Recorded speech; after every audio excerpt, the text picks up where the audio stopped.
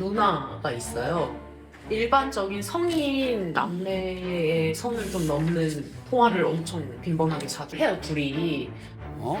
선을 넘어? 일주일에 7일이면 한 3일, 4일은 하는 것 같아요. 그게 1시간 정도였었어요. 이해가 안 돼. 아무리 심심하다고 전화를 그렇게 1시간 하고 12시, 1시에 끝나서 집으로 와야 되는 사람이 안 오더라고요. 누나가 집에서 치킨 먹고 가라고 해서 누나를 만나고 오겠대요. 누나랑 했던 카톡이라든지 핸드폰을 제가 보게 되는 거예요. 내연녀한테 드는 감정이 자꾸 드는 거죠. 내연녀요? 가족이라는 선을 아예 넘은 사람이구나 싶어서 제가 미치겠는 거예요. 나는 항상 왜 이 벽에 들어갈 수 없는 사람인 것 같은 느낌이 들지?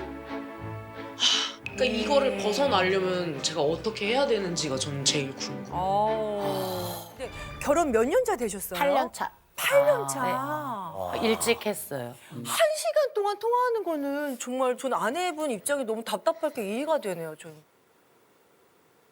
그러니까 저도 네. 무슨 일이 있거나 서로 그렇게 대화를 길게 할 경우가 있다면 이해를 해요. 근데 사소한 전화를 1시간을 해요. 전화를 끊고 며칠 뒤면 무슨 얘기를 서로 오고 가는지 기억을 못 할 정도로 알맹이 없는 통화를. 알맹이 없는 거네. 네.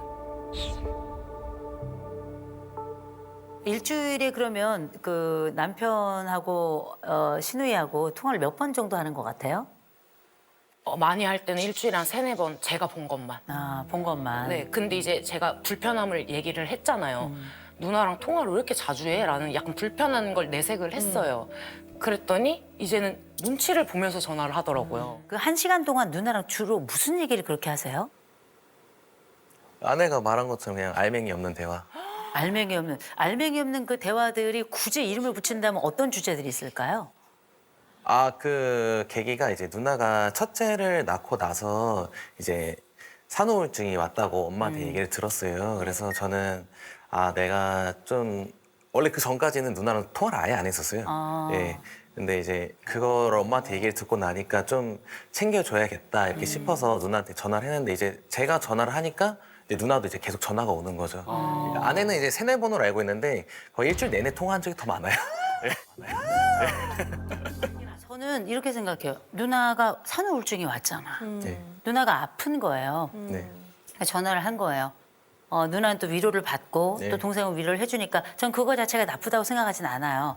나 그거 나쁘다고 생각하지는 않는데 제일 먼저는 매형도 쉬는 시간이 있다는 거. 네, 그렇죠. 그리고 매형이 남편이라는 거. 그렇죠. 예, 맞죠. 이제 예, 그거를 맞죠. 예. 이제 예, 맞죠. 예. 기억을 해야 되는 게 하나가 있고요. 예, 그렇죠. 아내가 외로워한다는 거. 그러니까. 그리고 아내에게 자식이 있다는 거. 근데 그 자식이 내 자식이라는 거. 그 자식이 내 자식이라는 거.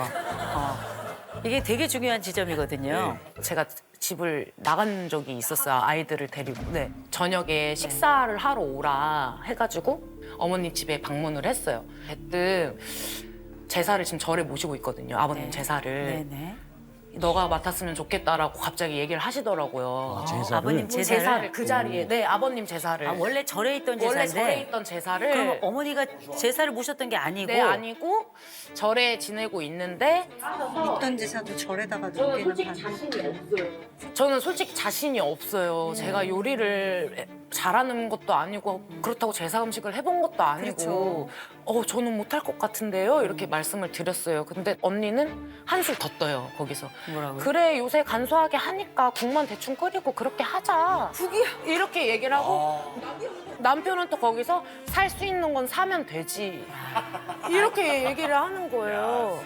사전에 합의를 보셨을까요? 그래서 제가 드는 생각은 나 없이 본인들끼리 얘기가 오고 갔나? 들수 있지. 나한테 지금 통보하는 건가? 판 짜는 느낌 들 수 있지. 그래서 어머님도 그래 그 정도 하면 넌 할 수 있잖아 이렇게 또 얘기를 하시고 어머님까지. 그래서 제가 집에 왔어요. 근데 잠을 잤어요. 그러고 일어나서 남편한테 얘기를 했어요. 그래 내가 지낼 수 있어. 근데 나 지금 이런 너무 서운한 감정이 드는 상태로 이런 좋은 감정이 아닌 상태로 아버님 제사 지내기 싫어. 근데 눈물이 이제 나더라고요. 그 당시에 내 편이 아무도 없다라는 생각에 제가 울었어요. 근데 이제 부엌으로 가더라고요. 제가 거실에서 얘기를 서로 했거든요. 부엌으로 가서 이렇게 봤어요. 바시락바시락 소리가 나요. 네? 과자를 먹고 있는 거예요. 아내 울고 있는데. 네, 저 울면서 얘기를 진짜 진지하게 얘기를 하고 있는데 저는 자꾸 그런 데서 서운함이 쌓이더라고요. 네. 결정적인 건 첫째 픽업 문제로 남편한테 급하게 전화할 일이 있었는데 저는 그때 일을 하고 있었고 남편은 그때 쉬는 날이어서 짬날 때마다 통화를 하는데 계속 통화 중인 거예요. 근데 일단 그 상대가 누가 됐던 간에 내가 필요로 하는 순간에 통화 중이라는 게 일단 짜증이 나더라고요. 1시간 정도가 지나고 통화 연결이 됐을 때 누구랑 그렇게 통화를 했어? 라고 물어보니까 누나라는 거예요. 그래서 일단 누르고 누나 무슨 일 있대? 라고 물어봤을 때 아니 그냥 심심해서 전화했지. 이렇게 얘기해서 제가 거기서 지금까지 참아왔던 게 이제 터진 거예요, 저도. 그래서 남편한테 나 이제 누나 못 만나겠어. 도저히 난 이제 안 만나고 싶어. 나 그만 만나고 싶어. 나만 자꾸 마음이 안 좋아져서 나 이거 안 되겠어라고 얘기를 했어요. 근데 그거를 남편이 어머님한테 얘기를 하고 어? 일이 커졌어. 어머님이 언니한테 얘기를 하고 언니가 자기 남편한테 얘기를 해서 그 남편이 저한테 정말 깜짝 놀랄 정도로 이렇게 톡이 왔어요. 언니의 남편. 네, 매형이. 매형이. 그러니까 네, 아주버님. 네네. 네. 또 뭐라고 왔는데? 진짜 참다 한마디 하겠습니다. 자기네 가족들만 화목해지면 그만이고 다른 가족들은 불행해져도 상관없나요? 언니 지금 임신 중이고 하루하루 힘든 몸입니다. 어른이시면 어른답게 생각하고 행동하시라고요. 이렇게 문자가 온 일이 거예요. 점점 커지네요. 근데 이게 단톡방이에요? 네. 가족 다 모여. 어머님 시어머니도 계시는 계시고. 단톡방이에요. 어머나. 온 가족이 있는. 네. 야 지금 막 웅성웅성 난리가 났는데 그러면 지금 도경 씨도 답을 한 게 있나요? 제가 뭘 어떻게 행동했는데요? 제가 임신한 언니한테 뭐라고 한 적 있어요? 궁금한 게 있어 물어보는 거예요. 네. 그래서 이제 궁금한 단톡방에 어머님이 듣다 이제 그만 돌이킬 수 없는 말은 하지 않는 것. 근데 어머니 한마디로 입장에서도 정리를 하세요. 이 네. 집이 분란이 있으니까 너무 속상하시지. 남편분의 얘기는 하나도 카톡 안에 없나? 저 회사에서 일하고 있어가지고 아 실례지만 무슨 일을 하시고 계세요? 저 버스 운전하거든요. 그래서 아 그럼 이거 하면 못 보잖아. 예, 하면서 제가 할 수가 없으니까 이제 방치를 할 수밖에 없는 상황이었죠. 일하는 시간 내내 운전을 하는 건 아니잖아요. 그 한 바퀴를 돌고 들어오면 쉬는 시간 핸드폰 볼 시간이 있어요. 확인을 했어요. 아무런 말도 없었고 침묵이었어요. 근데 그 당시에는 이미 이만큼 다 쌓여 있어서 제가 어떻게 깨야 될지도 모르는 그런 상황이었어가지고 예.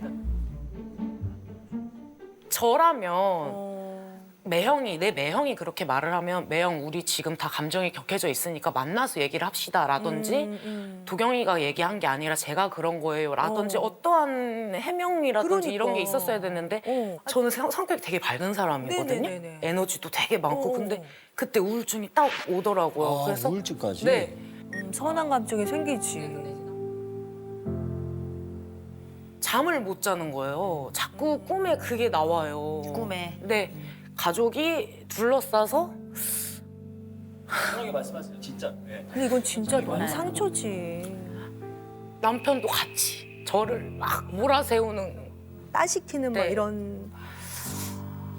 눈을 뜨면 5분이 지나 있고 또 눈 감았다 뜨면 10분이 지나 있고 이거를 한두 달 그렇게 생활을 했어요. 그랬구나. TV 예능을 틀어놔도 눈물이 막 나고 그렇게 지내서 제가 남편한테 이혼하자고 못 살겠다고 나 너무 불쌍하다고 부부 사이에 신우이가 들어와 있는 것 같단 말이에요. 부부 침대에 신우이가 들어와 있어요. 이 여자는 남편이 없어요. 아유. 아. 내가 아는 신우의 동생이 있어요. 내 남편이 아니고. 제사 문제가 또 있었잖아요. 아, 예, 그렇죠. 제사 문제 때는 가만히 계셨던 게 아니라 아예 한 수를 더 뜨셨더라고요. 아, 예, 그렇죠. 예. 내 어머니도 안 지내는 내 아버지 제사를 절에 모시고 있었는데 갑자기 내 아내가 그것도 20대 초중반에 정말 어린 아내가 네. 들어와서 사실은 낄 때 끼고 빠질 때 빠져야 되는데 낄 때 빠지고 빠져야 될 때 끼는 이런 양상이 좀 나타나더라고요. 근데 아내가 단톡방 얘기를 하더라고요. 아, 예. 마치 그 매형이 자기 아내에 대해서 열폭을 하는 것처럼 내 남편도 그 자리에서 내 아내한테 이렇게까지 말씀하시는 건 좀 심하지 않나요? 제 아내가 사실 마음이 많이 상했을 것 같습니다. 이런 얘기를 매형처럼 한 번은 했으면 좋겠더라고요. 아유, 아내분 오늘. 근데 아무런 얘기를 하지 않았는데 아니, 한이 되지. 매형한테 연락 한 번 했었어요. 그러고 나서. 네. 매형한테 연락해서 뭐라고 하셨어요? 했어요?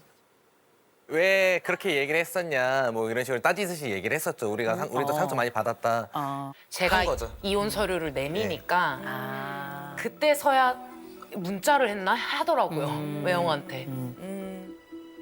자기가 온전히 내 마음을 이해해서 화가 나서 그 사람한테 따진 게 아니고 내가 지금 이혼 서류를 내미니까 그렇지. 이거를 빨리 이제 정리를 해야 되니까 그러니까 그런 모션을 저한테 보여준 게 아닌가 이제 저는.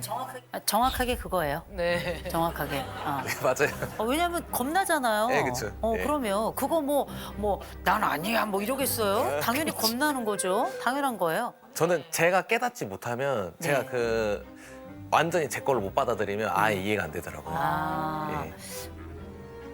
남편이 좀 독특한 검사 결과가 나왔어요. 네. 이 남자의 검사 결과는 완전히 극과 극을 달립니다. 뭐야? 오, 그러네. 지금 이 남편이 인내력이 빵점이에요. 0점이요? 0점입니다. 인내력이 0점이라서 사실은 어떤 문제가 딱 있죠.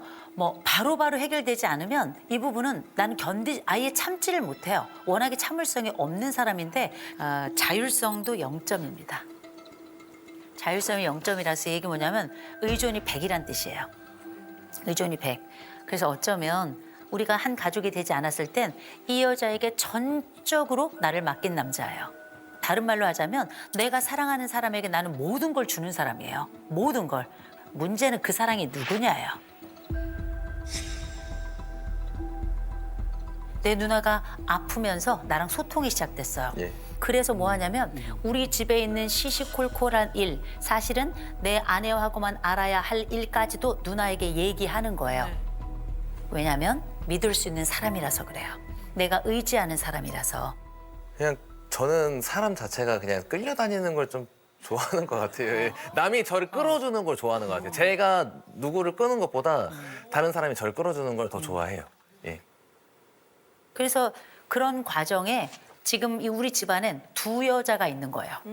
한쪽은 나의 아내가, 다른 한쪽은 나의 누나가 있어요. 그런데 지금 기돈 씨의 가장 큰 문제는 뭐냐면 누나를 선택한 거예요. 누구에게 의지할까? 이 부분에 있어서. 마치 신우이가 남편과 정서적 부부 같단 말이에요. 와. 저는 그렇게 판단이 되더라고요. 근데 지금부터 뭘 할 거냐면 아내가 우리 집에 구조를 짤 거예요. 우린 이렇게 갈 거야. 결정하시면 저는 100% 동의하실 거라고 생각해요. 그리고 그 동의를 치료 차원에서라도 한동안 함께 해주셨으면 좋겠어요. 좋다. 시가랑 안 보기는 어려울 거예요. 네. 안 보기는 어렵지만 신우이가 그때 아까 톡 보니까 임신 상태고 아이는 낳았나요? 네. 그러면 어머니를 통해서 전달하든지 그냥 축하의 선물이든지 뭐 하나 하세요. 하시고 최소한 우리가 할 수 있는 그 매너의 기준을 두 분이 정하세요. 네. 우리가 명절은 이렇게 하자. 생신 때는 이렇게 하자.